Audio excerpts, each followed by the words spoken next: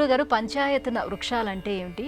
ఈ వృక్షాలకు సంబంధించిన మొక్కలని ఏ విధంగా నాటి సంరక్షించాలి? పంచాయతనం అంటేనే దైవ స్వరూపం.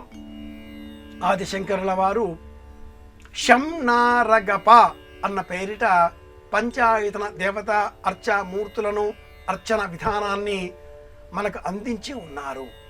శంకరుడు, శ్రీమన్నారాయణమూర్తి, సూర్యనారాయణమూర్తి, గణపతి, పార్వతి, ఈ పంచాయతల మూర్తులను మధ్యలో శంకరుడు, ఈశాన్యంలో శ్రీమన్నారాయణమూర్తి, ఆగ్నేయంలో సూర్యనారాయణమూర్తి, నైరుతిలో గణపతి, వాయువ్య దిగ్భాగాన్ని ప్రతిబింబించే విధంగా ఆ పార్వతీదేవిని, జగజ్జననిని మనం దర్శనం చేసుకోవాలి అనేటటువంటి సంకల్పంతో పూర్వకాలం పంచాయతన అర్చన విధానాన్ని అందించి ఉన్నారు.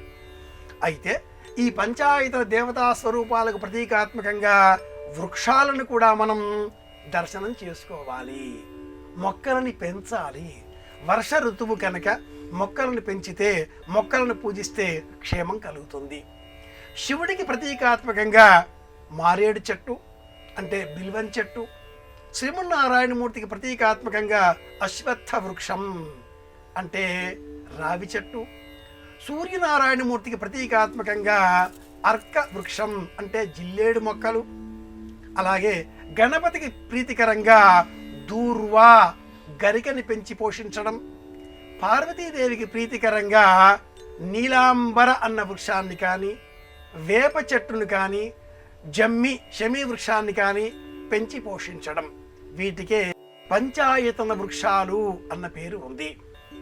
శాస్త్ర ప్రమాణాలకు లోబడి పాఠాంతరాలలో ఈ పంచాయతన వృక్షాలు 3 రూపాలలో భిన్న భిన్న నామాలతో, భిన్న భిన్న వృక్షాలతో కూడా మనకు అందుబాటులో నేడు ఉన్నాయి.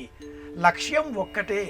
పంచాయతనాన్ని ఎలా పూజిస్తున్నామో, పంచాయతన దేవతలకు ప్రతీకాత్మకంగా ఉండేటటువంటి ఈ మహావృక్షాలను కూడా ఆదరించాలి, పెంచి పోషించాలి.